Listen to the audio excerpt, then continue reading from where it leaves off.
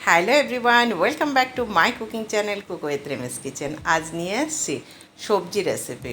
আমি আজ নিয়ে এসেছি ঢ্যাঁড়স আলুর একটা সবজি রেসিপি, ইন্ডিয়ার ফেমাস একটা রেসিপি, যেটাকে ঢ্যাঁড়স আলুর সবজি বলতে পারেন বা ভিন্ডি আলুর সবজিও বলতে পারেন।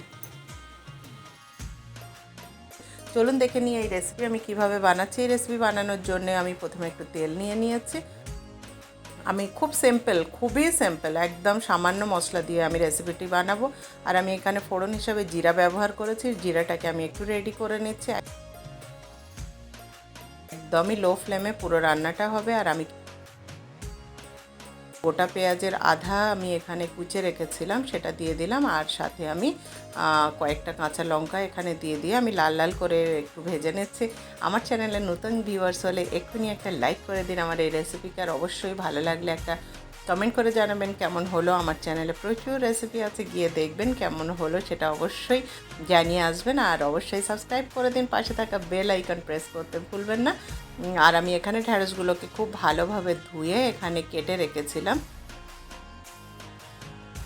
সেটা আমি এখানে দিয়ে দিলাম। দিয়ে আমি এবারে নাড়াচাড়া করে নিচ্ছি।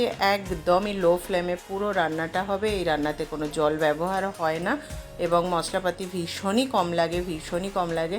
আমি এখানে কাঁচা লঙ্কা ব্যবহার করলাম, কারণ এখানে ঢ্যাঁড়সের সবুজ ভাবটা বজায় রাখার জন্য। আপনারা যদি চান এখানে গুঁড়ো লঙ্কা ব্যবহার করবেন, সেটা অবশ্যই করতে পারেন, তবে এই ধরনের রেসিপিতে আমার কাঁচা লঙ্কাটাই বেশি ভালো লাগে। আর আমি এখানে আন্দাজ মতো লবণ দিয়ে দিলাম। আর আমি দিয়ে দিচ্ছি কিছুটা পরিমাণে হলুদ গুঁড়ো।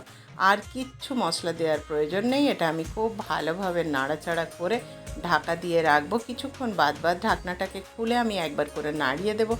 একদমই রেডি হয়ে যাবে এমন একটা অ্যামেজিং রুটি বা ভাতের সঙ্গে এমন একটা অ্যামেজিং রেসিপি। তো অবশ্যই আমার এই রেসিপি দেখবেন, দেখে ফলো করে বানাবেন। কেমন লাগে অবশ্যই আমাকে জানাতে ভুলবেন না। আর আমার পাশে থাকবেন, আমাকে এনকারেজ করবেন, তাহলে ভালো ভালো রেসিপি নিয়ে বারবার ফিরে আসবো আপনাদের সামনে। তো আমি একবার ঢাকা দিয়ে কিছুক্ষণ রেখেছিলাম, তারপরে ফিরে এসে একটু নাড়াচাড়া করে নিচ্ছি। দেখুন কতটা একদম জল হয়ে গেছে, মানে এই জলের মধ্যেই পুরো রান্নাটা হয়ে যাবে। আমি এরপরে একটু টমেটো কুচে রেখেছি, সেটা আমি এর মধ্যে ব্যবহার করব। তবে যতক্ষণ না আমার ঢ্যাঁড়সটা পুরোটাই মোটামুটি রেডি হয়ে যাচ্ছে 90%, তো অতক্ষণ আমি করলাম না।